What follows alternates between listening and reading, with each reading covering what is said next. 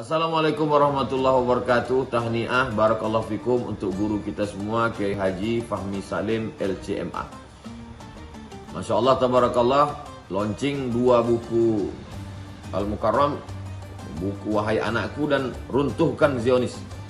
Dan selamat tahniah juga untuk peresmian gedung Al-Fahmu Institute Pusat Dakwah Al-Quran pada 26 Sya'ban hari Kamis 1445 Hijrah bertepatan dengan 7 Maret 2024. Saya adik kelas Ustadz Fahmi Salim di Mesir merasa ikut bahagia, ikut senang. Sekali lagi tahniah, ajmal at-tahani, ungkapan selamat yang terindah untuk Kiai Haji Fahmi Salim LCMA. Barakallahu fikum. Wassalamualaikum warahmatullahi wabarakatuh. Bahkan Nabi SAW menyampaikan kabar bagaimana Nabi Sulaiman ketika selesai merenovasi Masjidil Aqsa. Jadi yang dilakukan oleh Nabi Sulaiman itu, yang diklaim oleh Israel, Yahudi ini, dia membangun kuil Temple Solomon ya di atas bukit yang ada di Baitul Maqdis itu sekarang, Masjidil Aqsa itu mereka kan mengklaimnya itu bangun temple ya, kuil Sulaiman. Tapi hadis Nabi SAW secara tegas dan jelas lugas mengatakan, lamma faragha Sulaimanu ibnu Dawud min bina'i Baitil Maqdis. Selesai Nabi Sulaiman putra Daud, itu disebut oleh Nabi dalam hadis Ibnu Majah, hadis sahih. Selesai membangun ulang merenovasi Baitul Maqdis, dia berdoa kepada Allah Subhanahu wa taala meminta 3 hal. Yang pertama, dia minta supaya kekuasaannya ini tidak bisa ditandingi oleh kekuasaan siapapun setelahnya. Allah kabulkan doa. Minta yang kedua, ya Allah, jadikanlah setiap hukum, dekret, keputusan yang saya buat, yang saya tanda tangani tidak menyelisihi syariat. Allah kabulkan permintaan Sulaiman putra Nabi Daud itu. Yang ketiga apa? Nabi Sulaiman minta, ya Allah, aku mohon kepadamu tidak ada seorang pun yang datang ke tempat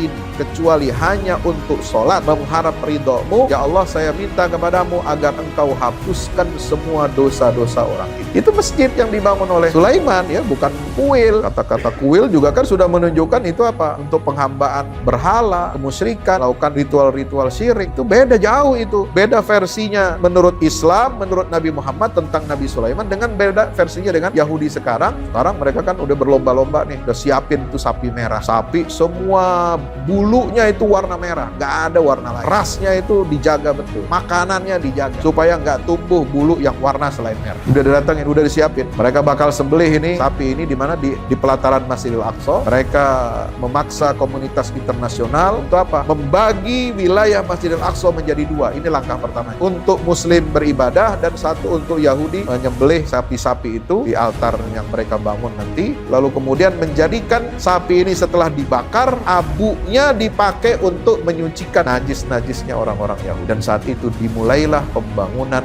kuil Sulaiman. Nah, ini mereka sudah rencanakan. Maka alhamdulillah Badai Al-Aqsa kemarin yang dipimpin oleh gerakan perlawanan Islam di Palestina itu mampu membalikkan semua tatanan dunia. Yang tadinya soalan Palestina itu hanya urusan orang Palestina, gak ada urusan dengan umat Islam. Ini semuanya makin memiliki kesadaran. Maka itu penting kita memiliki ilmu tentang Baitul Maqdis ini. Maka di bulan Ramadan, bulan kemenangan Islam ini, kita harus bahu-membahu, bersatu, perbaiki akhlak, perbaiki iman kita kepada Allah Subhanahu wa taala, membangun solidaritas umat Islam. Jangan kita mengotori bulan Ramadan ini dengan hal-hal yang kontraproduktif, yang jauh dari nilai-nilai Ramadan, jauh dari nilai-nilai solidaritas Islam. Maka mari kita di penghujung Ramadan ini senantiasa bermuhasabah, introspeksi diri. Mudah-mudahan semua amal ibadah kita diterima oleh Allah Subhanahu wa taala. Mudah-mudahan semua dosa-dosa kita diampuni oleh Allah dan kita kembali kepada fitrah kita dapat merajut kembali kebersamaan kita, solidaritas umat Islam sedunia. Insyaallah ini akan menunjukkan kepada dunia, menunjukkan bahwa kita masih punya izzah, masih punya kebaikan-kebaikan yang diharapkan untuk umat Rasulullah sallallahu alaihi wasallam.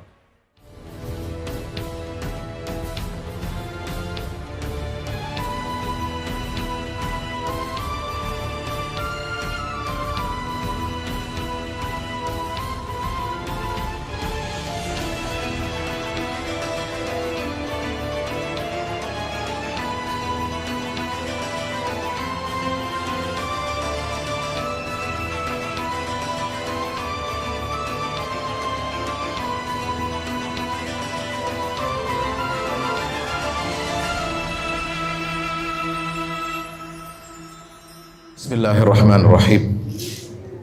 Innal ladzina qalu rabbuna Allah ثم استقاموا تتنزل عليهم الملائكة ألا تخافوا ولا تحزنوا وأبشروا بالجنة التي كنتم توعدون نحن أولياؤكم في الحياة الدنيا وفي الآخرة.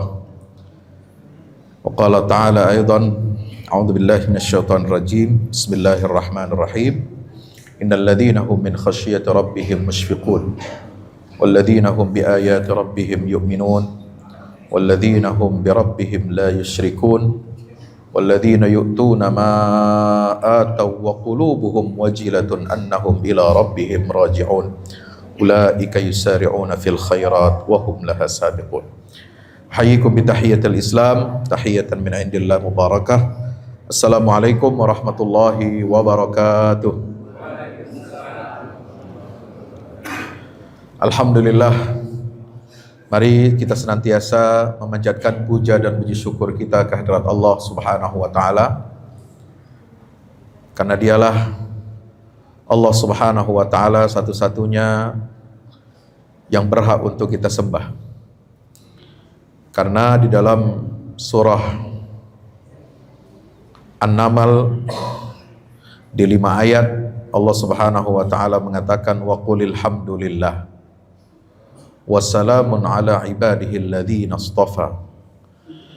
Maka ucapkanlah alhamdulillah. Segala puja dan puji hanya milik Allah Subhanahu wa taala. Kenapa?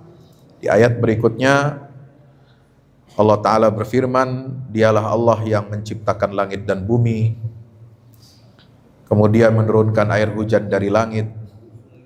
Dengan air itu dia tumbuhkan tanaman-tanaman, tumbuh-tumbuhan untuk menghasilkan sayuran, buah-buahan yang dapat dikonsumsi oleh manusia. Kemudian juga Allah Subhanahu wa taala menciptakan bumi ini sebagai tempat tinggal yang nyaman buat kita dan menjadikan tempat pertemuan adanya air laut dan sungai.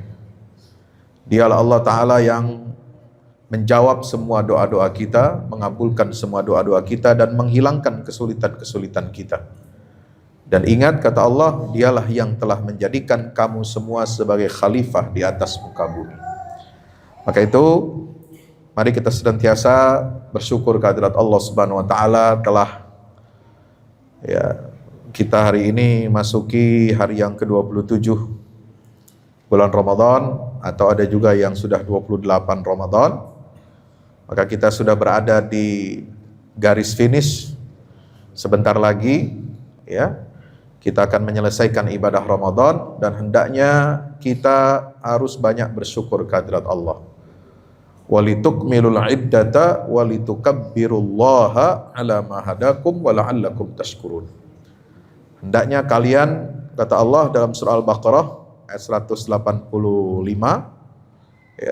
hendaklah kalian sempurnakan bilangan ibadah puasa ini. Jadi jangan belum bulannya habis udah lebaran duluan. Assalamualaikum. Bulannya masih ada, bisa kita lihat 5 hari udah lebaran. Ini dari mana asal muasal model penentuan hari raya seperti itu? Ini kalau menghadapi hal-hal semacam ini kita tidak boleh hanya bilang itu karena perbedaan ijtihad. Itu bukan ijtihad.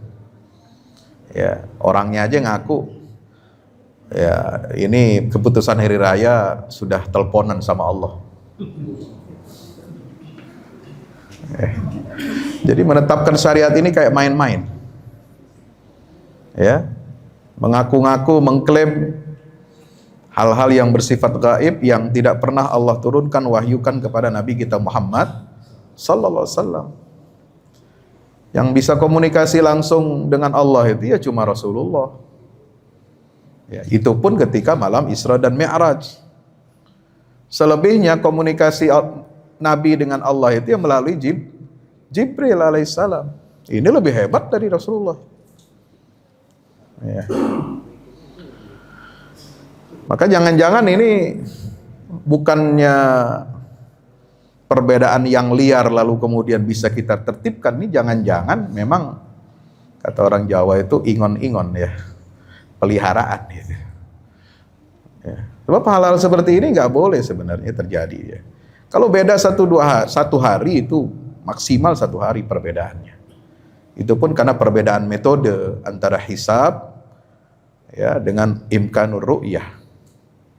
Tapi kalau sudah di luar ketetapan syariat, di luar perbedaan ijtihad yang kata Nabi SAW, seorang mujtahid, seorang ahli apabila dia berijtihad, lalu dia benar maka dia mendapatkan 2 pahala, kalau dia keliru dia mendapatkan 1 pahala. Itu ijtihad yang berdasarkan dalil-dalil syar'i. Ya, tapi kalau dalilnya dibuat-buat, karang-karang, ya, dan nggak masuk akal, ya itu bukan ijtihad lagi namanya. Itu namanya penyimpangan, inhiraf. Ya. Maka mari kita berlindung kepada Allah Subhanahu wa taala dari hal-hal yang semacam ini. Walitukmilul iddah walitukabbirullaha ala ma hadakum. Yang kedua kata Allah, hendaklah kamu mengagungkan nama Allah, bertakbir. Kenapa? Di akhir kita melaksanakan ibadah Ramadan ini di malam hari raya, kita diperintahkan untuk bertakbir, mengagungkan asma Allah. Itu bagian dari apa? Rasa syukur kita atas petunjuk yang telah Allah berikan kepada kita sehingga kita dapat berpuasa di bulan suci ini. Wala'allakum tashkurun. Hadirin yang dirahmati Allah Subhanahu wa taala, Ramadan yang sudah kita jalani bersama ini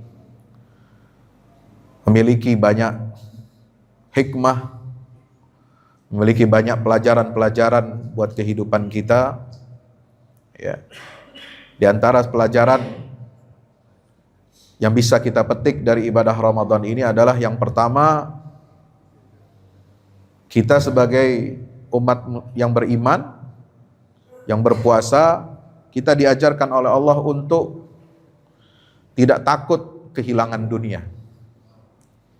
Tidak takut ketika kita meninggalkan dunia yang fana ini. Kenapa? Karena setiap hari kita menjalani sebuah ibadah, ya, meninggalkan makanan dan minuman yang halal, meninggalkan hubungan suami istri yang halal, hanya untuk mendapatkan ridha Allah. Dan kita yakin, walaupun kita nggak makan dari pagi sampai sore, itu nggak bakal mati, nggak bakal celaka, kalau memang badan kita memang asli sehat gitu ya. Kenapa? Karena kita memiliki sandaran yang kuat kepada Allah Subhanahu wa taala. Di akhir, di ujung perjalanan kita beribadah puasa ini adalah pasti semua orang itu berbuka puasa. Di mana kata Nabi SAW, orang yang berbuka puasa itu dia memiliki 2 kebahagiaan. Lis-shaimi farhatani, kata Nabi SAW, orang berpuasa itu memiliki 2 macam kebahagiaan. Farhatun inda fitrihi, gembira yang pertama itu ketika dia berbuka puasa. Ya. Kenapa? Karena yakin dengan rahmat Allah. Ya. Yakin dengan pertolongan Allah. Dia tinggalkan dunia yang halal, yang boleh, ya, itu dia bisa tinggalkan. Dan gak takut dia meninggalkan dunia itu. Ya. Kenapa? Karena dia tahu bahwa ujung daripada ketaatan dia kepada Allah itu adalah dia akan mendapatkan kebahagiaan. Bahagia ketika dia berbuka puasa, dan bahagia ketika kata Nabi SAW, inda liqa'i rabbih, ketika dia berjumpa dengan Allah Subhanahu wa ta'ala. Hadirin yang dirahmati Allah Subhanahu wa ta'ala, ibadah puasa ini pernah digambarkan oleh seorang sahabat Nabi SAW, itu luar biasa. Ada sahabat namanya Talhah bin Ubaidillah, salah satu seorang sahabat yang dijamin masuk surga. Ya, dia pernah bermimpi. Dalam mimpi itu, sebelum dia bermimpi, sahabat Talhah bin Ubaidillah ini, beliau mendapati ada 2 orang yang baru masuk Islam, mu'alaf. Baru masuk Islam di masa Rasulullah hidup. Dua-duanya ini teman akrab. Ya, teman akrab dari kecil. Dia masuk Islam dua-dua orang ini. Kemudian gak lama kemudian salah satu dari mu'allaf ini meninggal dunia. Yang satu masih hidup. Ya. Tapi kemudian yang satu lagi juga meninggal dunia setelah 1 tahun temannya itu meninggal. Jadi Islamnya itu nggak lama, nggak kayak kita Islam dari lahir. Ya. Tapi lihat ini, cerita ini sangat menarik ya Bapak Ibu rahmati Allah. Ini hadis disebutkan dalam beberapa kitab hadis ya, dan para ulama menghukuminya hadisnya sahih. Ya, cerita ini disampaikan oleh Talha bin Ubaidillah. Ketika itu setelah 2 orang sahabat ini mu'allaf, ya, satu meninggal duluan tahun sebelumnya dan satu lagi baru meninggal kemarin katanya. Saya mimpi, kata Talha bin Ubaidillah, saya berada di depan pintu surga. Ya, kira-kira pernah nggak Bapak Ibu mimpinya depan pintu surga? Lagi ngantri. Ya, kita mimpinya ini aneh-aneh, gigit ular lah, ya, kejar-kejar debt collector gitu kan, atau dikejar sama mertua gitu ya. Ini mimpinya ini berada di depan pintu surga. Lalu kemudian ketika itu kata sahabat Talha bin Ubaidillah, ada malaikat yang datang ya, keluar dari dalam pintu surga itu, manggil ya. Manggil siapa? Seorang sahabat yang pertama meninggal dunia. Ya. Oh bukan, manggil seorang sahabat yang baru meninggal kemarin ini. Subhanallah. Ya. Dibawa masuk ke dalam surga. Padahal Tolhah pengen berharap dia yang dipanggil. Kok kenapa bukan sahabat yang pertama yang meninggal dunia ini yang dipanggil, atau Tolhah yang dipanggil duluan? Nah itu nanti ada ceritanya. Padahal sahabat yang pertama meninggal ini, mu'allaf itu, dia matinya di jalan Allah, mati syahid. Ya. Sementara sahabatnya yang kedua, yang baru meninggal tahun berikutnya itu, nggak mati di jalan ketika perang, ketika jihad di jalan Allah Subhanahu Wa Taala. Maka Tolhah keheranan, kaget dia. Ya, kenapa nggak orang yang mati syahid dulu yang dipanggil malaikat masuk ke dalam surga? Masuk, malaikat itu keluar lagi. Ya, kemudian apa? Dipanggilnya. Ya, sahabat yang pertama tadi yang mu'allaf itu yang tadi kemudian meninggal sebelum yang tadi pertama masuk itu dalam surga. Masuk dalam surga. Setelah itu malaikat itu keluar lagi. Kata Tolhah, wah ini mudah-mudahan giliran saya. Ternyata enggak juga.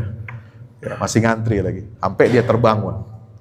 Pagi-paginya Tolhah menceritakan ini kepada sahabat-sahabat Rasulullah. Ya. Sambil merasakan kekaguman dan keheranan, apa gerangan amal ibadah yang menjadikan orang yang baru kemarin mati itu kok dia dipanggil masuk surga duluan? Padahal yang sebelumnya itu matinya mati syahid, mati di jalan Allah Subhanahu Wa Taala. Kok bisa gitu? Ya. Maka kemudian Nabi keluar dari kamarnya, lalu mendapati para sahabat ini sedang ya bercerita satu sama lain, mengagumi apa gerangan amalan ini. Dan itu disampaikan Talha bin Ubaidillah kepada Rasulullah SAW. Ya Rasulullah, aku mimpi begini-begini. Kenapa? Kok bisa teman kita yang baru kemarin meninggalnya juga bukan mati syahid, kok dia bisa dapat surga duluan, masuk surga duluan ya Rasulullah? Nabi menjawab sambil tersenyum, kenapa kalian heran? Ya. Sahabat kamu yang mati duluan karena dia berjihad di jalan Allah, ya, itu masih kalah amalnya dengan yang baru meninggal kemarin. Kenapa? Kata Rasulullah, kalian perhatikan nggak? Yang pertama mati syahid itu, ya, pada tahun ketika dia masuk Islam, tidak lama kemudian dia meninggal dunia ikut perang di jalan Allah, dia nggak mendapati Ramadan. Temennya yang baru tahun berikutnya meninggal, yang baru kemarin ini, dia mendapati 2 kali Ramadan. Dia puasa, dia sholat, dia banyak bersedekah, dia melakukan kebaikan-kebaikan selama bulan Ramadan itu. Kata Nabi SAW, orang yang seperti ini itu bisa mengalahkan pahala dan amal soleh orang yang berjihad di jalan Allah. Jadi jangan sepelekan ibadah Ramadan itu, Pak. Ya, kelihatannya begitu-begitu aja ya, tapi kan Allah siapkan apa? Lailatul Qadar. Ya, Lailatul Qadar ini luar biasa, ya. Bapak Ibu dirahmati Allah Subhanahu wa taala, maka kita bersyukur kehadirat Allah pada kesempatan tahun ini kita diberikan karunia, taufik dan hidayah dari Allah untuk bisa menikmati Ramadan. Karena kalau kita menikmati Ramadan lalu kemudian tidak manfaatkan momentum yang Allah berikan itu, maka kita sungguh sangat merugi. Itulah doa yang disampaikan oleh Nabi SAW ketika beliau 3 kali mengucapkan amin ya. Ternyata malaikat Jibril itu yang berdoa. Amin yang pertama, kata malaikat Jibril, sungguh celaka orang yang mendapati Ramadan di tahun itu, kemudian dia selesai ibadah Ramadan, dosa-dosanya tidak diampuni oleh Allah. Itu celaka. Yang kedua, sungguh celaka kalau orang yang mendapati kedua orang tuanya masih hidup, ada kesempatan untuk dia berbakti sama orang tuanya, lalu kemudian dia tidak gunakan itu dan tidak bakti kepada orang tua itu tidak membuat dia masuk ke dalam surganya Allah Ta'ala. Dia nggak gunakan itu kesempatan. Yang ketiga, kata Nabi SAW, sungguh celaka orang yang apabila disebutkan namamu, wahai Muhammad, dia tidak mengucapkan salawat dan salam kepada Rasulullah SAW. Maka hadirin yang dimuliakan Allah Ta'ala, kita belajar yang kedua dari ibadah Ramadan ini tentang makna bahwa orang yang beriman itu sanggup untuk mengorbankan kesenangan dirinya. Ya. Ini yang paling penting. Karena pengorbanan itu berat. Ya, pengorbanan mengalahkan kesenangan sendiri itu berat. Maunya kita apa? Memuaskan kesenangan kita, memuaskan syahwat kita. Ya, memenuhi semua ambisi-ambisi kita. Tapi ibadah Ramadan ini kita dididik di dalamnya selama sebulan itu untuk apa? Menahan ambisi kita. Ya. Mengorbankan kesenangan-kesenangan diri kita. Dan itu hanya terjadi bagi orang-orang yang beriman. Dan inilah kunci keberhasilan orang yang beriman itu. Ya. Sekarang bandingkan Pak, kalau kita sekarang berada di bulan Ramadan ini, kayaknya kondisi kita itu apa ya, kurang nyaman. Kenapa? Karena masih ada saudara-saudara kita di Palestina, saudara-saudara kita di Gaza ini yang menjalani ibadah Ramadan ini dalam kepedihan. Ya. Dalam kepedihan. Mereka sudah berpuasa sebelum kita memulai ibadah puasa. Mereka udah kelaparan sebelum kita merasa lapar di bulan Ramadan. Bahkan mereka sudah banyak kehilangan keluarga, kehilangan anak, kehilangan istri, kehilangan orang tuanya sebelum kita kehilangan siapapun di dunia ini. Ya. Maka umat Islam ini harus apa? Harus banyak belajar dari perjuangan dan pengorbanan rakyat Gaza itu. Ya. Ketika kita diajarkan oleh Allah untuk mengorbankan kesenangan diri, coba kita bandingkan ya. Kita bandingkan kondisi kita ini dengan umat agama lain ya. Saudara kenal, mungkin pernah dengar ada keluarga yang menguasai perbankan dunia ya. Itu keluarga Rothschild dari Inggris. Dia etnisnya Yahudi. Dia sponsor utama negara Israel. Dia yang mensponsori, mendanai Inggris dalam Perang Dunia ke-1 untuk mengalahkan Jerman dan Kekaisaran Jerman dan Kekaisaran Utsmaniyah. Ketika Perang Dunia ke-1 ya, berakhir, Inggris, Prancis dan Rusia menang dalam Perang Dunia I, yang mendapatkan keuntungan terbesar itu adalah kelompok Yahudi Zionis ini, yang mendanai dan memberikan fasilitas kepada Inggris untuk apa? Supaya dia bisa menang dalam Perang Dunia ke-1. Apa imbalannya? Imbalannya Yahudi di seluruh dunia bisa mendirikan negara nasional di tanah Palestina. Ada yang namanya deklarasi Balfour. Ya, janji Balfour. Balfour itu Menteri Luar Negeri Inggris. Ya. Itu. Sebelum Perang Dunia I selesai, kelar, dia udah bikin surat janji bahwa kalau Inggris menang, maka wilayah-wilayah Kekaisaran Utsmaniyah yang dikuasai oleh Inggris itu, terutama tanah Palestina itu akan diserahkan kepada kaum Yahudi. Ya, makanya itu, jadi kalau kita melihat masalah Palestina ini, Bapak Ibu dirahmati Allah, kita nggak bisa melihat dia baru setahun 2 tahun konflik, enggak. Dan kelalaian, kelemahan kita ini ketika kita umat Islam ini lalai untuk membela Masjidil Aqsa itu sudah berlangsung lebih dari 100 tahun. Dari tahun 1917. Ya, bukan 1948 ketika deklarasi berdirinya negara Israel. 48 itu akibat dari kelalaian umat Islam pada tahun 1917. Ya, kenapa? Karena kalau satu generasi umat Islam ini lalai, maka kita tidak akan bisa mempertahankan tanah negeri kita dan tempat-tempat suci kita. Karena 40 tahun itu adalah usia satu generasi.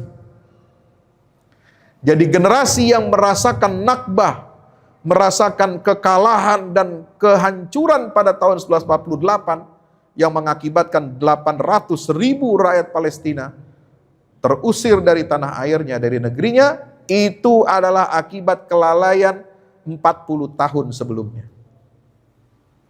Ya, maka kita harus hati-hati. Ini Indonesia ini jangan sampai lalai. Ya. Masa-masa yang krusial ini. Ya. Tahun 98 kita reformasi, ya. Ini udah berapa? Udah berapa tahun sekarang? Ya? Ada 20 berapa tahun? Hah? 26 tahun ya. Ya, hati-hati. Ini 14 tahun lagi kita 40 tahun reformasi. Kalau kita gagal, lalai mencermati kehidupan berbangsa dan bernegara kita pada saat ini, maka yang akan menanggung resikonya itu adalah generasi setelah 40 tahun reformasi itu. Ya. Kalau kita tidak mau memperbaiki kondisi umat ini sekarang, maka nanti akan menanggung beban dan akibat resikonya adalah anak cucu kita setelah 40 tahun reformasi. Maka kita harus belajar dari Palestina itu. Belajar bagaimana awal mereka terpuruk, ya. Pada tahun 1917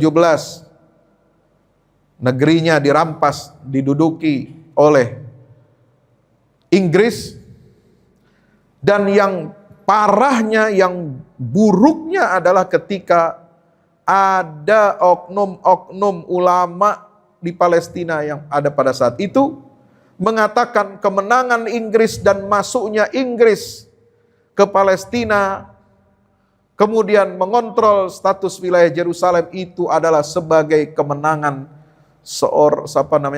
penakluk, sebagaimana Khalifah Ibnu Umar bin Khattab menaklukkan Yerusalem, Baitul Maqdis. Ya. Jadi sampai ada yang menyamakan itu.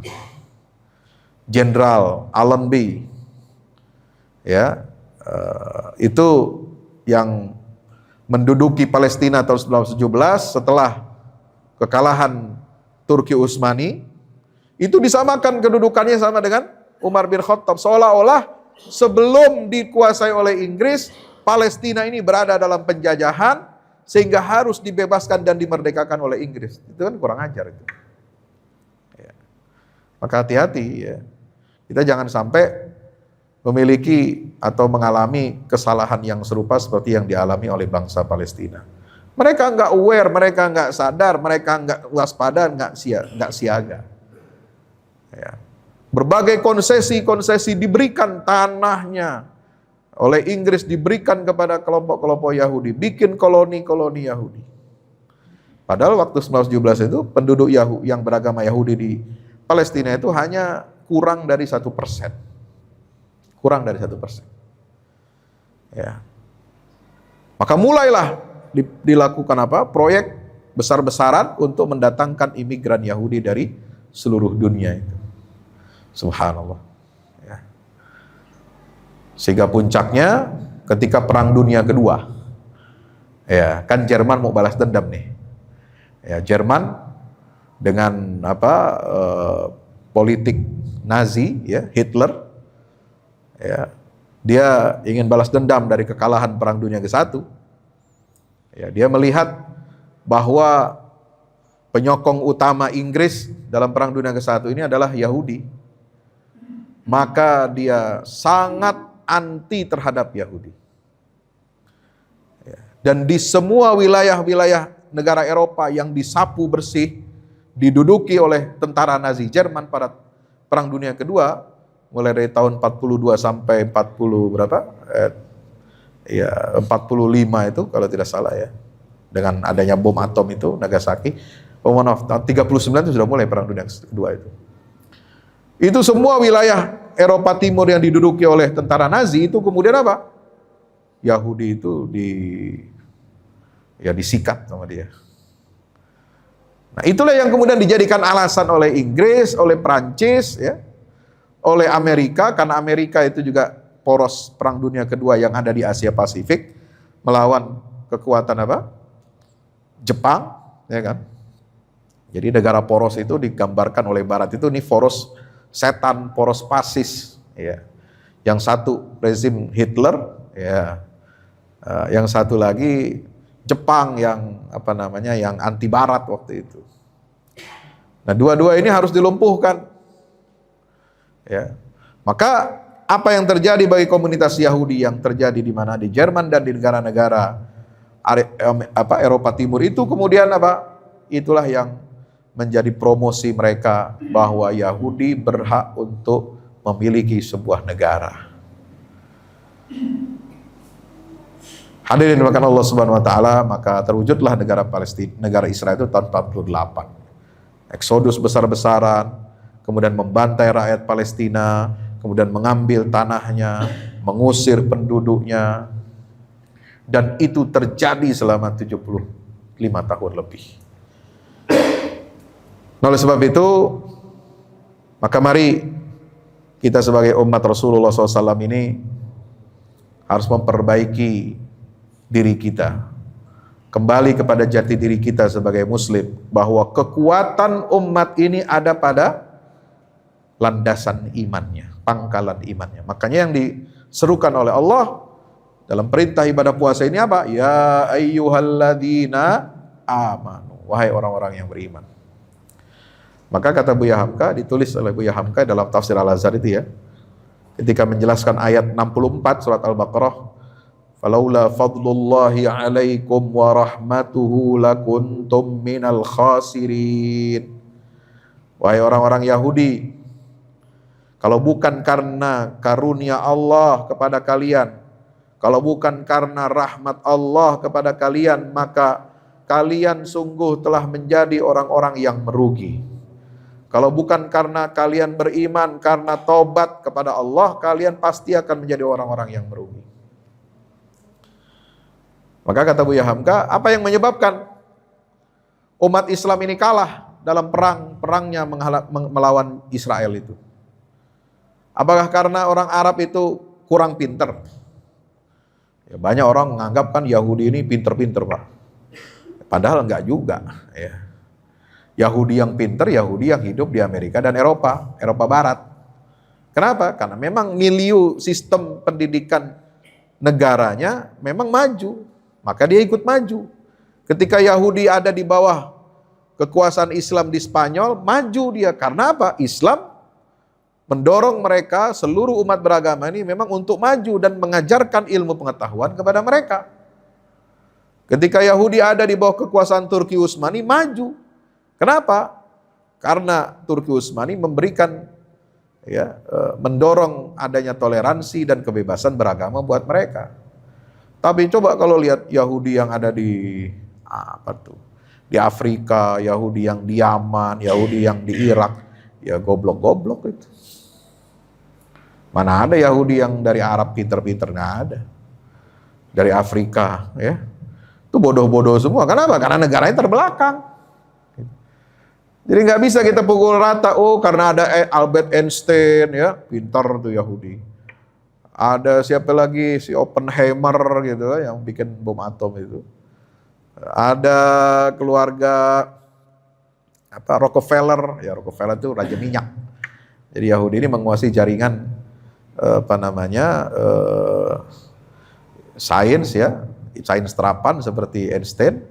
Ada Rockefeller, ya, minyak, raja minyak dunia, dan raja perbankan dunia itu Rothschild, ya. Bukan karena itu kemudian kemudian kita anggap mereka itu lebih di atas kita rata-rata, enggak. Orang Arab tuh enggak kalah pinter Pak dari mereka. Ya. Apa orang Arab juga, bangsa negara-negara Arab ini juga kalah dalam persenjataannya melawan Israel? Enggak juga. Ya. Dalam perang Arab Israel tahun 56, tahun 67, ya, 5 Juni 1967 itu, perang Arab Israel itu cuma bertahan 6 hari. 6 hari. Negara Arab kalah. Ya. Banyak ditawan tentaranya. Kenapa? Apakah kalah senjatanya? Enggak. Negara-negara Arab waktu itu masuk dalam blok komunis, sosialis, dibantu senjatanya, pesawat tempurnya oleh Uni Soviet. Tapi tetap kalah. Ya. Kenapa? Kata Buya Hamka, bukan karena kurang ilmu, bukan karena kurang senjata, bukan karena kurang tekad, tapi bangsa Arab Muslim pada waktu itu, ya, itu sudah mulai meninggalkan pangkalan imannya kepada Allah Subhanahu wa Ta'ala. Kenapa? Karena yang dielu-elukan, yang dipuja-puji itu adalah ideologi selain Islam, ideologi Marx, ideologi Lenin. Ya, sosialis komunis di Arab itu sedang tumbuh. Ya, menggantikan nama Nabi Muhammad SAW. Bahkan rezim-rezim negara Arab itu memerangi umat Islam yang komitmen kepada ajaran Islam, yang memperjuangkan politik Islam, ideologi Islam. Jadi umat Islamnya dikebiri, ajaran Islamnya dikriminalisasi, ulamanya dikriminalisasi, maka lahirlah kekalahan demi kekalahan bagi bangsa Arab. Itu kata Buya Hamka, itu ditulis dalam tafsir Al-Azhar, ya. Saya baca itu di tafsir ayat 64 surah Al-Baqarah. Ya. Karena iman itu sudah tidak ada lagi. Jadi nggak ada semangat lagi, ya, melawan kezaliman Israel itu. Maka baru ada mulai kebangkitan, maka ada perbedaan tuh perang tahun 67 Arab Israel dengan 1973 ketika Mesir berhasil merebut dataran Sinai dari Israel. Ya. Kenapa? Karena pinternya ini Anwar Sadat, presiden itu, setelah si Abdul Nasir, ya, mati kan, diganti oleh Anwar Sadat. Anwar Sadat ini tahu dia, ya, kelebihan kelompok-kelompok Islam ini, ya, diberikan ruang kebebasan, diberikan semangat untuk apa? Berjihad fisabilillah. Maka kemudian ada perubahan seperti itu, lalu kemudian tentara Mesir baru bisa mengalahkan Israel di Gurun Sinai. Tapi itu tidak menyelesaikan masalah juga. Kenapa? Kenapa waktu itu Tel Aviv itu sudah lumpuh, Pak? Tel Aviv lumpuh waktu perang Arab Israel tahun 73. Bandaranya udah hancur. Gurun Sinai udah dikuasai oleh Mesir. Ya, rakyat Gaza itu yang berbatasan dengan Mesir udah gembira. Kirain tentara Mesir pengen masuk ke wilayah pendudukan Israel, mau menolong Palestina, menghancurkan Tel Aviv. Enggak juga. Kenapa? Karena Anwar Sadat udah diancam sama Amerika. Semua kapal induk Amerika dengan lengkap persenjataannya sudah hampir merapat ke Laut Mediterania itu. Maka Mesir mundur. Ya, Bapak Ibu dirahmati Allah Subhanahu wa taala. Lalu kemudian terjadi apa? Terjadi musibah yang lebih besar daripada Nakbah tahun 1948. Apa musibah itu? Ini kalau kita bicara, kenapa sih bicara tentang puasa Ramadan kok dikaitkan dengan Palestina Pak Ustadz? Ya, nanti saya jelaskan ya. Kenapa kita perlu mengaitkan masalah umat Islam ini dengan Ramadan itu? Ya. Karena Bapak Ibu rahmati Allah, kita ini gagal dalam memahami sejarah, lalu kemudian kita ini salah dalam melakukan langkah-langkah ya untuk memajukan dan membebaskan umat Islam ini dari penjajahan dan keterpurukan. Ya. Kenapa? Karena kita nggak mampu baca sejarah. Coba, kira-kira anak-anak Bapak Ibu ada nggak yang masuk jurusan sejarah kuliahnya? Ada yang mau jadi guru sejarah? Oh enggak. Prodi paling miskin tuh, paling kecil ya mahasiswanya itu. Maunya anaknya fakultas kedokteran, maunya anaknya fakultas teknik, maunya anaknya jadi guru. Nah, gara-gara ada sertifikasi guru. Ya, tahu-tahu menteri pendidikannya ngaco semua dari kebijakan dari awal itu sampai sekarang. Pramuka mau dihilangin, apalagi tuh macam-macam lah. Agama, pelajaran agama kurangin. Ya ini aneh. Ini kalau urusan diserahkan kepada orang yang nggak bertakwa ya begitu. Ya. Kita nggak mampu baca sejarah. Anak-anak kita nggak suka baca sejarah. Ini masalah ini. Ya. Sehingga apa? Kita gagal untuk mengambil sunnatullah dalam Al-Quran dan Sunnah untuk menciptakan langkah-langkah kita ke depan ini seperti apa untuk kebangkitan umat. Ya. Nah, apa yang terjadi, saudara yang dirahmati Allah, sejak Mesir ya memukul mundur Israel dari dataran Sinai, kemudian gagal untuk membantu Palestina untuk meraih kemerdekaannya, lalu kemudian Barat dengan segala kekuatannya masuk melobi dan menjadikan masalah Israel dengan Palestina itu hanya dalam lingkup konflik antara Israel dan Palestina.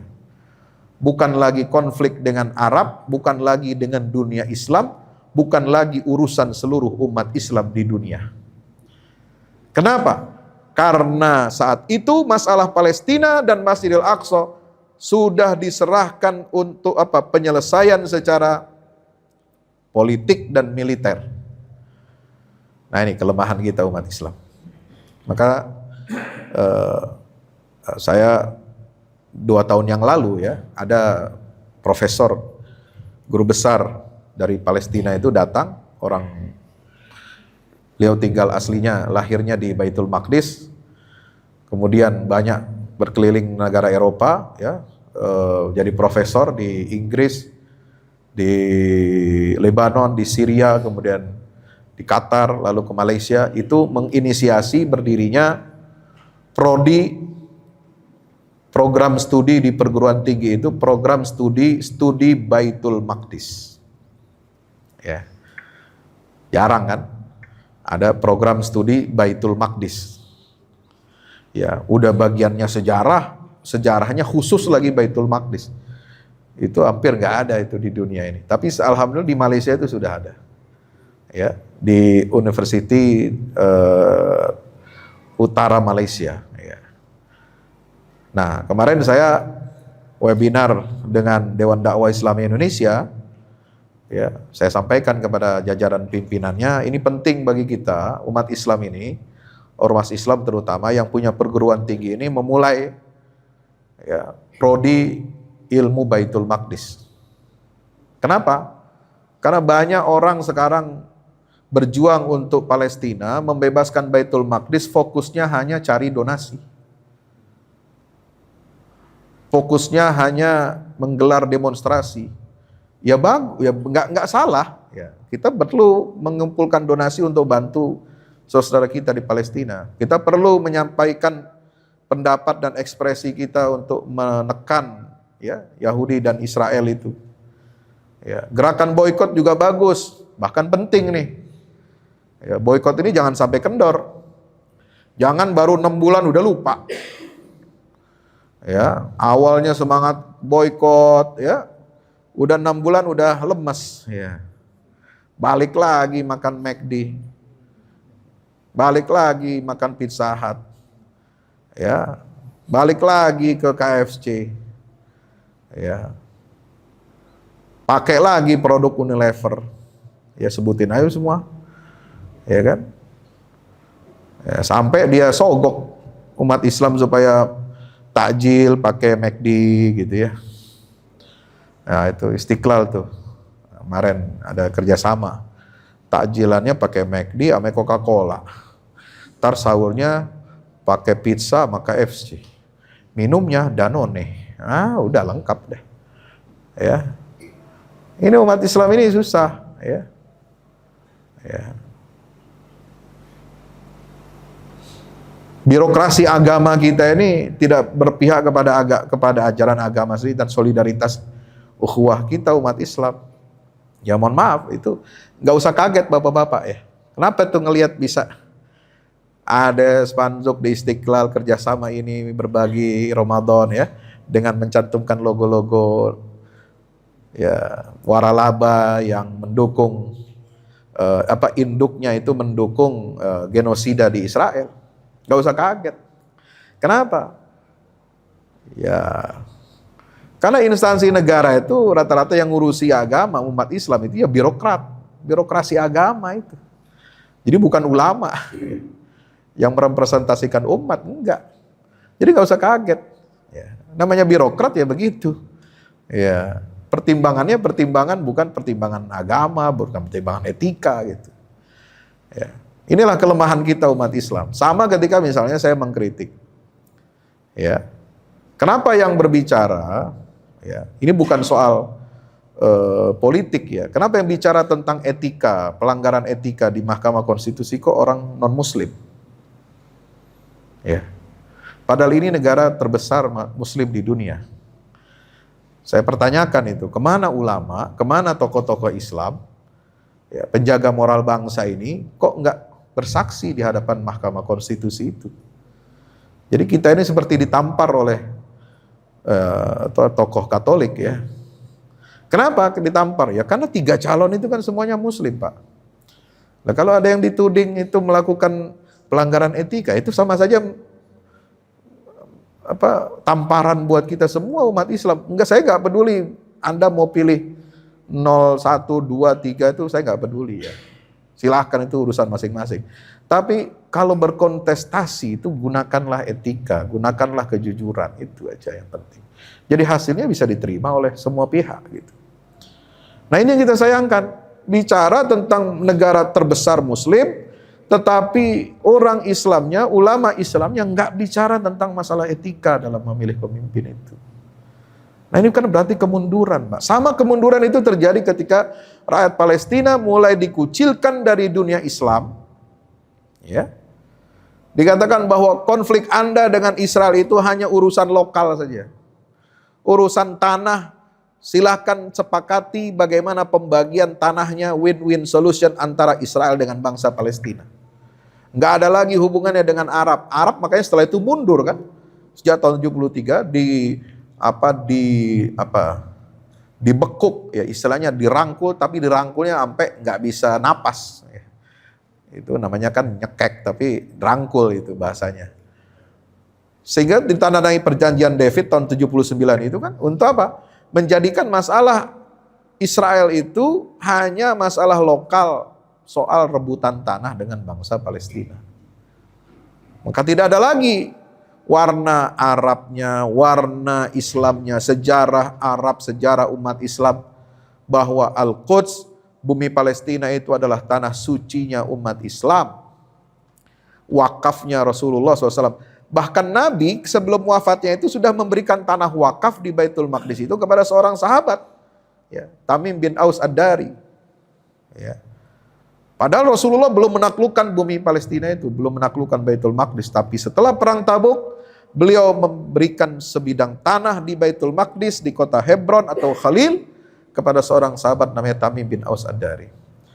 Nabi memerintahkan kepada sahabat-sahabatnya untuk apa? Umatnya untuk sholat, pergi ke Baitul Maqdis, sholat di dalamnya. Padahal waktu itu Palestina masih dijajah oleh Romawi. Ya. Nabi mengatakan Palestina Baitul Maqdis, ya, Masjidil Aqsa itu adalah ardul mansyar wal mahsyar, ituhu fasallu fihi.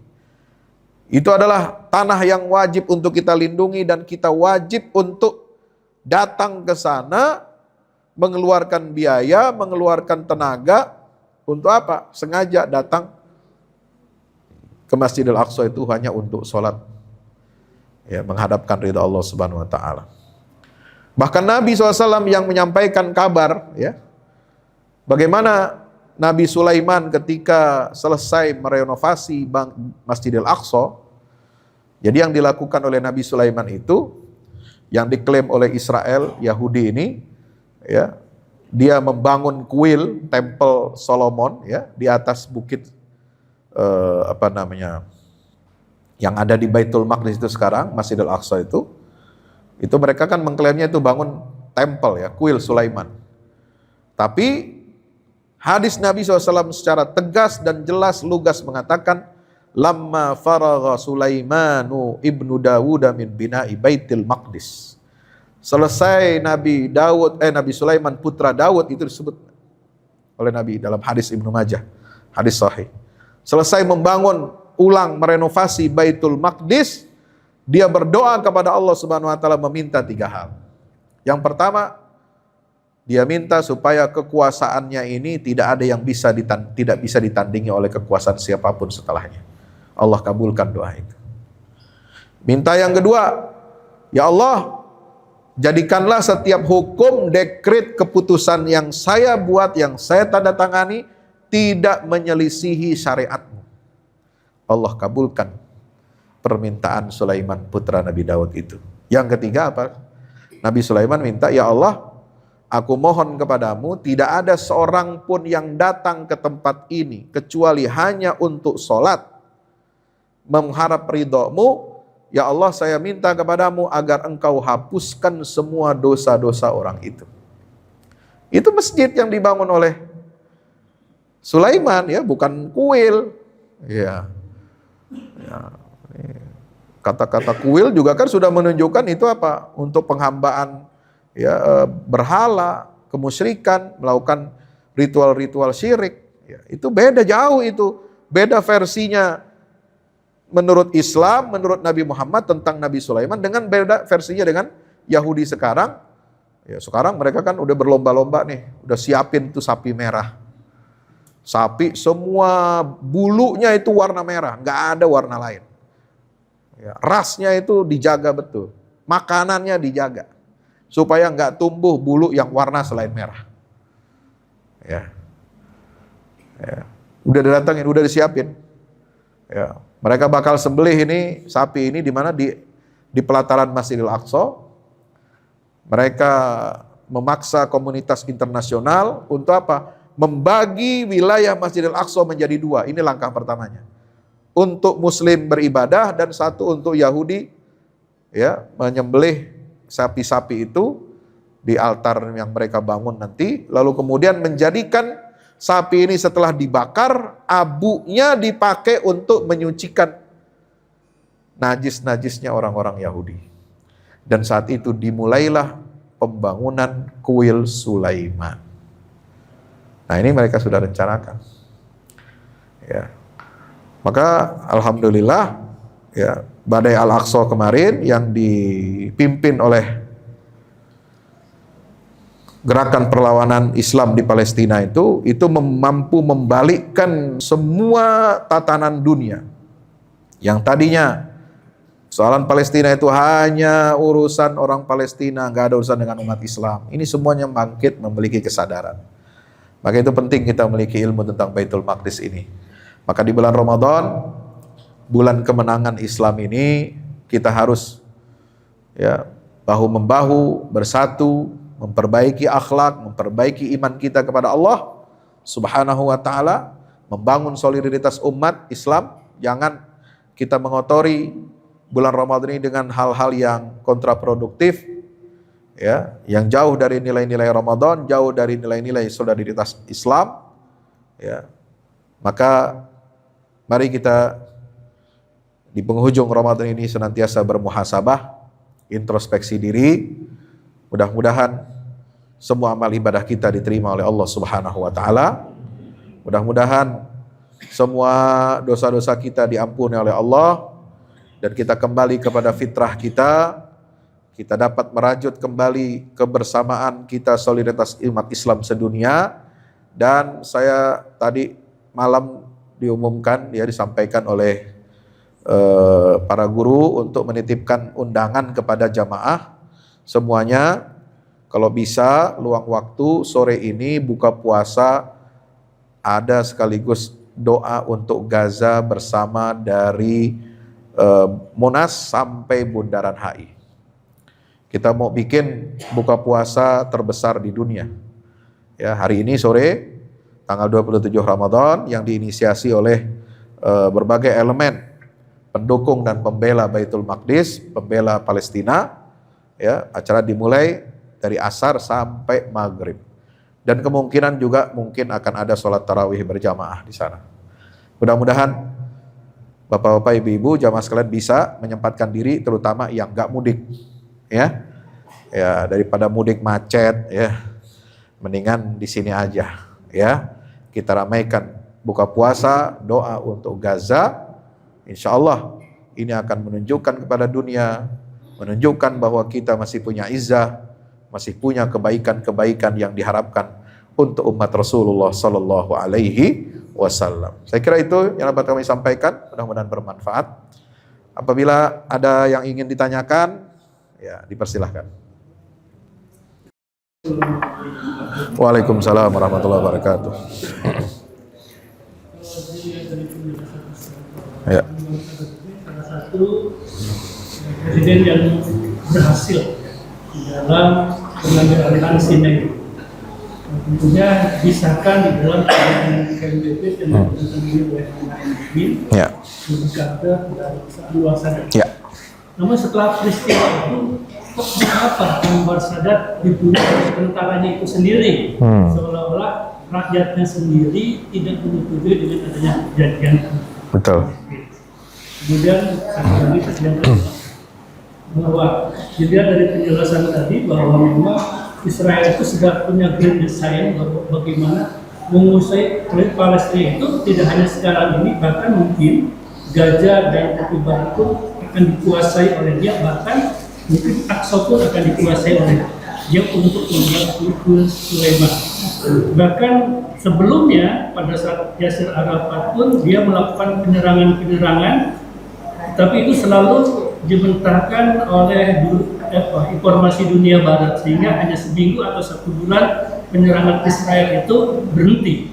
Tapi dengan kondisi sekarang ini tentunya dia mungkin kayaknya Israel berterima kasih kepada Hamas, karena dengan penyerangan tanggal 6 Oktober itu dia itu ada alasan untuk melakukan genosida, untuk mengusir seluruh rakyat Gaza, untuk mungkin tidak hanya diusir ke Rafah, tapi bila perlu dibantai, sehingga dunia pun mengatakan bahwa walaupun bilangnya genosida tetap saja tidak, karena alasan Israel punya alasan itu, karena membela diri dan mengambil tawanan-tawanan yang ditawan oleh Hamas itu. Bagaimana menurut Ustaz? Ya. Terima kasih. Nah, ini baru pertanyaan sejarah. Menarik, ya. Kenapa saya mengatakan memang di awal, ya, Sadat ini mengetahui kelemahan Gamal Abdel Nasser itu banyak mengkriminalisasi dan mempersekusi tokoh-tokoh Islam, ya, tokoh-tokoh politik dan ideologi Islam. Ya, jadi dia ingin menyingkirkan ideologi Islam ini dalam perjuangan bangsa Arab untuk merebut kejayaan, kemenangan melawan Israel. Maka idiom-idiom Islam itu disingkirkan. Ya, yang diunggulkan adalah idiom-idiom nasionalisme, idiom sosialisme, idiom komunisme. Nah, itulah yang menyebabkan kegagalan dalam perang 67. Nah, ketika Anwar Sadat mengambil alih tampuk kepemimpinan, ya, terpilih ya oleh parlemen waktu itu menggantikan Gamal Abdul Nasir yang meninggal dunia. Dia mulai mengubah strategi. Dia mulai melakukan rekonsiliasi politik terhadap tokoh-tokoh Islam dan partai-partai Islam, terutama faksi Ikhwanul Muslimin. Ikhwanul Muslimin itu di Mesir itu udah seperti NU Muhammadiyah, mengakar, sejarahnya panjang, pendukungnya banyak, terutama di perkotaan sampai ke desa-desa. Jadi ini fakta sosial di Mesir yang nggak bisa diabaikan. Nah, dia pandai, dia memanfaatkan itu, mengetahui kelemahan sebelumnya seperti itu, maka dia harus merangkul kelompok ini. Karena ini kelompok besar dan potensial. Maka tawanan-tawanan politik mulai dibebaskan, ya. Yang berseberangan dengan pemerintah di penjara mulai dibebaskan dan diberikan kebebasan ruang. Karena itu juga mungkin salah satu cara bagi dia untuk bisa melakukan dengan adanya rekonsiliasi nasional itu, bisa kemudian bahu-membahu bersama untuk merebut kembali dataran Sinai dari Israel. Dan itu terjadi tahun 1973, di mana slogan Islam itu muncul, takbir itu bergema di setiap front pertempuran tentara Mesir dengan Israel. Dan peristiwa perang 73 itu tanggal 6 Oktober itu dipilih sengaja tanggalnya itu di bulan Ramadan. Itu kan membangkitkan semangat jihad itu. Kalau Palestina kemarin 7 Oktober, nah ini 6 Oktober itu yang di Sinai itu. Ya, ketika meruntuhkan benteng Barliv Israel ya di Sinai. Itu tanggal 6 Oktober tahun 1973 itu di bulan Ramadan. Jadi memang semua kekuatan sipil itu dilibatkan, ulama-ulama diterjunkan untuk memompa semangat jihad tentara dan rakyat Mesir, dan itu berhasil. Nah, setelah itu ya keberhasilan seperti ini kan membuat takut ya Barat ya, terutama Amerika itu. Israel juga takut. Ini kalau dibiarin terus begini, ini bisa menjalar kemana-mana, bisa Israel ini lenyap itu.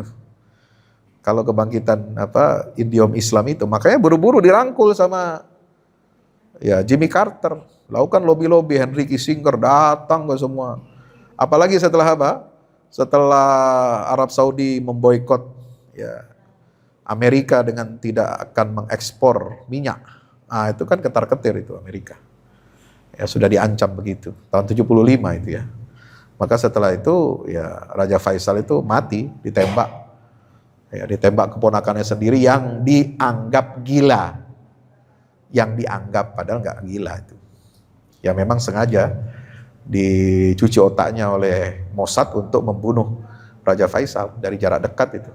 Ya, pakai pistol. Ya, nah dididik di Amerika, ya. Nah, jadi ini kesalahan kekeliruannya itu adalah ketika ya Anwar Sadat dianggap membelot, Pak. Membelot dari idiom cita-cita Islam ini. Membelot dari harapan rakyat, umat dan ulama yang menginginkan Mesir memimpin perjuangan semesta untuk ya mengalahkan Israel di Timur Tengah. Dia menerima syarat perdamaian seperti yang diteken di dalam perjanjian Camp David. Maka dianggap sebagai pengkhianat.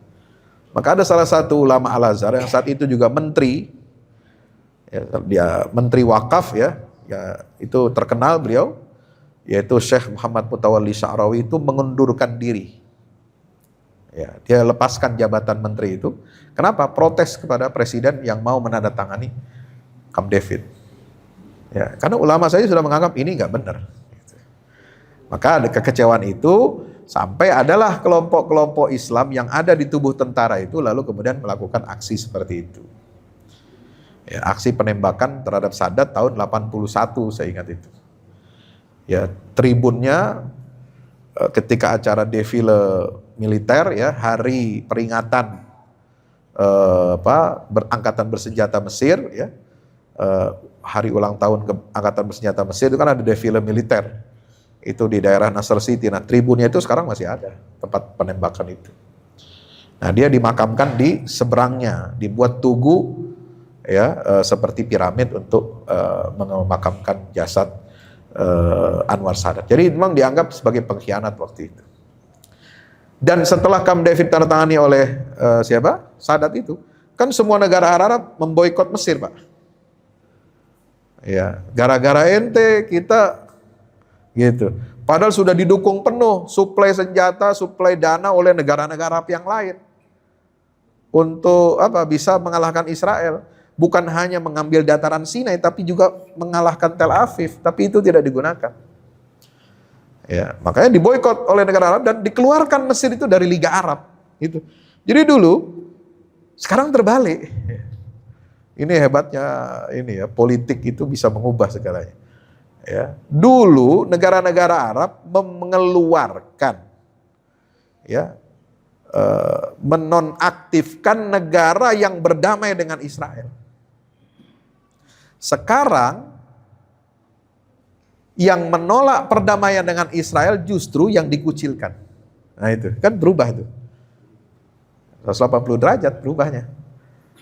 Jadi semua sekarang sudah dirusak dengan berbagai macam tipuan-tipuan Israel. Nah, yang bisa melawan itu, bisa mengubah dan tidak mau tunduk kepada opini bahwa perdamaian dengan Israel itu adalah syarat untuk mendapatkan kemerdekaan Palestina, itu hanya rakyat Gaza dan tepi barat.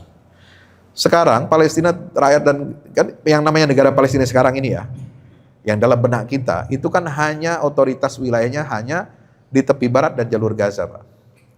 Tepi barat wilayahnya dulu luas, mungkin 2 kali atau 3 kali lebih luas dari Gaza. Tapi sekarang wilayah tepi barat itu sudah digerogoti oleh Israel dan hanya tinggal sepertiganya.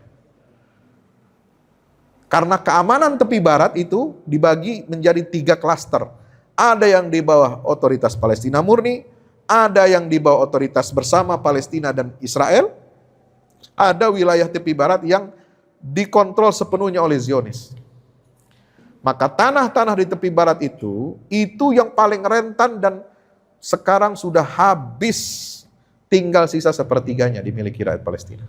Inilah yang membuat rakyat tepi barat itu marah kepada otoritas Palestina. Sehingga dukungan kepada Hamas terhadap serangan badai 7 Oktober itu sangat tinggi. Ya, survei di internal Palestina, di dalam Palestina, dan survei itu didanai oleh pihak barat kalau tidak salah, atau negara yang independen, itu mengatakan mayoritas rakyat Palestina mendukung operasi Badai Al-Aqsa. Ya. Bahkan kalau dilaksanakan pemilu presiden sekarang di Palestina, hasilnya 60% rakyat Palestina dalam survei akan memilih Hamas sebagai presiden. Maksudnya perwakilan Hamas jadi presiden. Dan yang akan dijadikan presiden oleh rakyat Palestina adalah pemimpin yang memulai serangan 7 Oktober itu. Coba bayangkan, Pak. Ya.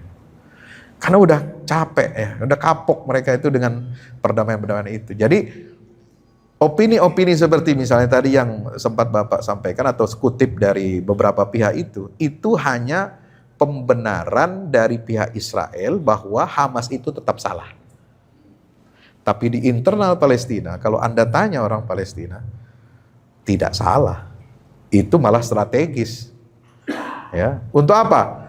Untuk membatalkan ya program Israel melakukan rekonsiliasi politik dengan negara-negara muslim. Berapa banyak negara muslim yang sudah didekati oleh Israel untuk program tatbiq normalisasi politik, sosial dan budaya dengan Israel. Selain masalah normalisasi perdagangan ya. Kalau dagang udah lama kita juga beli juga barang dari dia kan. Ya, mesin-mesin apa itu? Untuk penyadapan itu kan barang dari Israel. Ya, sebagian alutsista juga kita impor dari Israel. Itu nggak usah diomongin kalau itu. Tapi yang mereka kejar itu adalah normalisasi politik, budaya, dan sosial. Ya, menganggap Israel itu bukan ancaman, menganggap Israel ini anak baik, good boy. Ya, menganggap Israel ini membawa kemajuan, ya harus ditiru oleh bangsa Indonesia dan negara-negara Muslim lainnya. Tapi ternyata kan setelah itu, ya rusak rencana mereka ini. Kenapa? Ya, karena melihat adanya pelanggaran-pelanggaran dan genosida. Dan negara-negara dunia yang tadinya sudah menjalin hubungan politik dengan Israel mundur dan mencabut perjanjian diplomatiknya. Itu. Jadi ini Israel ini dalam tekanan besar, Pak. Bukan malah justru apa yang dilakukan Hamas itu menjadi pembenaran buat Israel. Jadi sebenarnya yang terkucilkan sekarang itu Israel di dunia internasional. Ya itu fakta yang ada di depan negara. Yang kedua, Israel itu mengagendakan rekonsiliasi agama. Maka dia bikin apa yang disebut dengan Abrahamic Religion dan Abraham Accord. Bahwa bangsa Arab, orang Islam di dunia harus berhidup berdampingan damai dengan Yahudi. Ya. Bahkan di Jazirah Arab itu. Yahudi bukan musuh umat Islam katanya begitu. Jadi kita harus rukun-rukun, damai-damai. Ya. Ini tiga agama ini, Yahudi, Kristen, Islam itu masih satu rumpun dari Nabi Ibrahim. Maka dipromosikanlah itu agenda perdamaian tiga agama ini loh. Permasalahannya, perdamaian dunia itu bukan karena faktor dialog antar umat beragamanya itu rusak. Ya, kita dialog dengan pendeta Kristen, dengan Rabi Yahudi, silahkan jalan. Tapi persoalan perdamaian dunia itu bukan pada dialog antar umat beragama. Perdamaian itu rusak karena ada pendudukan, karena ada penjajahan, karena ada agresi militer, karena ada penguasaan wilayah secara sewenang-wenang dan menihilkan hak asasi warga Palestina. Itu yang menyebabkan perdamaian ini hancur. Ya, makanya Israel dimusuhi oleh negara-negara Muslim. Ya, bukan karena kita jadi kalau kita ingin mengembalikan perdamaian, ayo bikin perdamaian Israel Palestina tapi dengan dialog antar, ya itu nggak nyambung. Ya, kalau dialog perdamaian antar umat beragama, kita bisa toleransi, silakan beribadah masing-masing, kita jaga persatuan nasional, ya, jaga perdamaian dunia. Tapi kan yang dilakukan oleh Israel bukan itu. Dia merampas hak hidup rakyat Palestina, dia merampas tanah yang dia duduki dari orang lain. Dan itu menyebabkan apa? Kemarahan, dan itu menyebabkan kezaliman yang itu menyulut perlawanan. Gitu ya. Jadi kita harus lebih bijak membacanya dari both side, ya, dari dua sisi ini, supaya kita bisa lebih berimbang.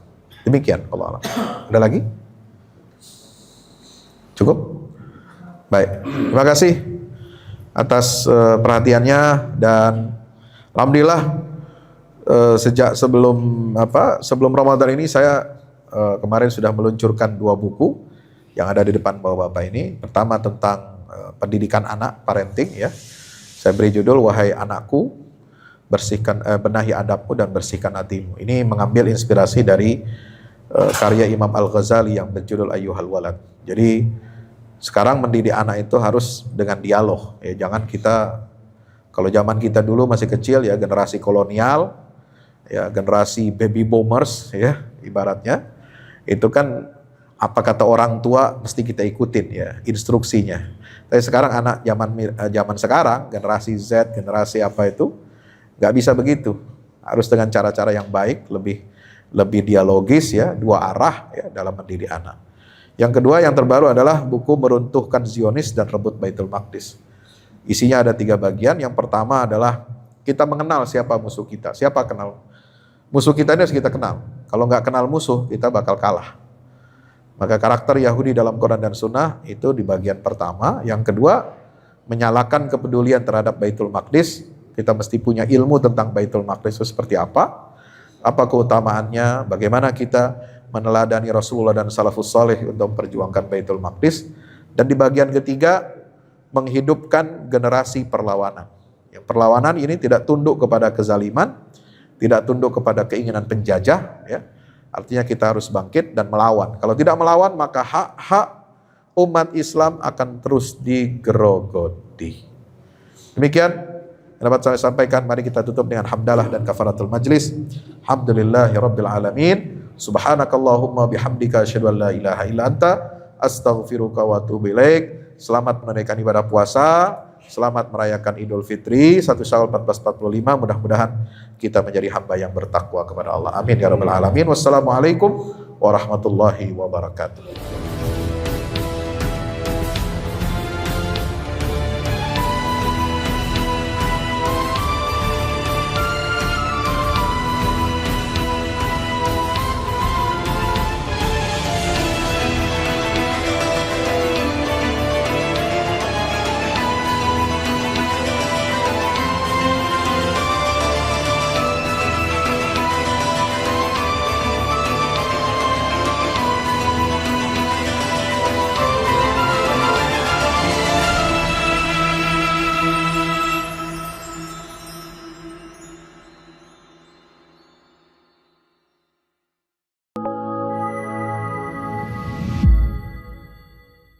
Yang terbaru dari Ustadz Fahmi Salim, buku Runtuhkan Zionis Rebut Baitul Maqdis, buku yang siap membuka cakrawala pikiran dan batin sahabat, sudah bisa dipesan sekarang juga.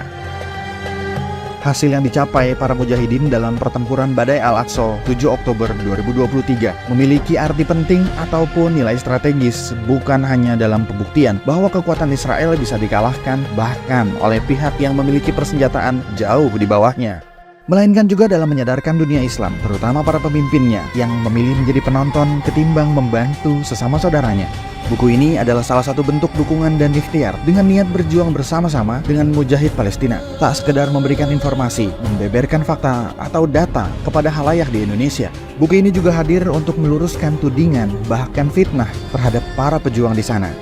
Betapapun kita berada jauh dari Al-Quds, melalui buku ini kita akan dapatkan bagaimana kita bisa memperoleh pahala yang sebanding dengan para pejuang di garda terdepan di negeri perlawanan Palestina. Dapatkan buku Runtuhkan Zionis Rebut Baitul Maqdis segera.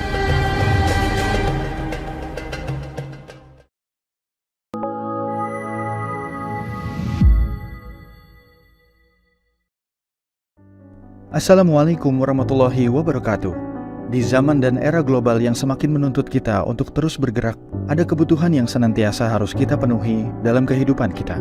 Zaman di mana segala kebutuhan terasa sangat mendesak. Salah satunya adalah kebutuhan sarana dakwah Al-Quran sebagai pusat peradaban. Al-Fahmu Institute hadir demi menjawab kebutuhan akan sarana dakwah Al-Quran di era masa kini. Kami melihat latar belakang yang ada untuk menjawab tuntutan seperti kebutuhan sarana dakwah Al-Quran yang meningkat di ibu kota, kebutuhan akan pusat pembibitan hafiz Al-Quran, kebutuhan pusat pengkajian Al-Quran, kebutuhan akan pusat dakwah kreatif berbasis Al-Quran, kebutuhan sarana media perekat umat Islam, ibu kota dan Indonesia, juga kebutuhan akan adanya sarana pusat kaderisasi guru tahfiz dan mufasir di ibu kota. Yayasan Al-Fahmu International Indonesia sedang membangun gedung pusat dakwah Quran yang berlokasi di Jalan Pengukiran 3, Pekojan, Tambora, Jakarta Barat. Gedung pusat dakwah Quran ini insya Allah akan menjawab tantangan dan kebutuhan akan sarana dakwah Al-Quran yang ada, seperti yang digagas oleh Direktur Al-Fahmu Institute, Kiai Haji Fahmi Salim MA, yaitu tugas peradaban kita semua adalah untuk berperan dalam menerjemahkan cetak biru peradaban, yaitu Al-Quran, dalam dunia nyata. Kami mengajak jamaah semua untuk ikut dalam perdagangan yang tidak merugi ini, sebagaimana yang disampaikan dalam Al-Quran Surat Fatir ayat 29-30, yang artinya, sesungguhnya orang-orang yang selalu membaca kitab Allah dan mendirikan sholat dan menafkahkan sebahagian dari rezeki yang kami anugerahkan kepada mereka dengan diam-diam atau terang-terangan, mereka itu mengharapkan perniagaan yang tidak akan merugi, agar Allah menyempurnakan kepada mereka pahala mereka dan menambah kepada mereka dari karunia-Nya. Sesungguhnya Allah Maha Pengampun lagi Maha Mensyukuri. Gedung Pusat Dakwah Quran Al-Fahmu Institute terdiri dari 4 lantai, di mana di lantai 1 terdapat Masjid Quran Mulia, dan di setiap lantainya insya Allah diperuntukkan demi berlangsungnya tugas mulia dalam perjuangan dakwah Al-Quran.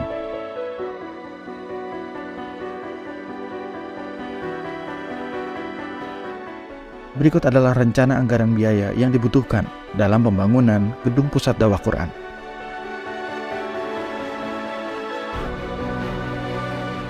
Dalam kesempatan yang mulia ini, kami mengajak jamaah semua untuk ikut dalam gerakan sedekah Lailatul Qadar di setiap malam ganjil di bulan Ramadan. Salurkan melalui nomor rekening berikut ini.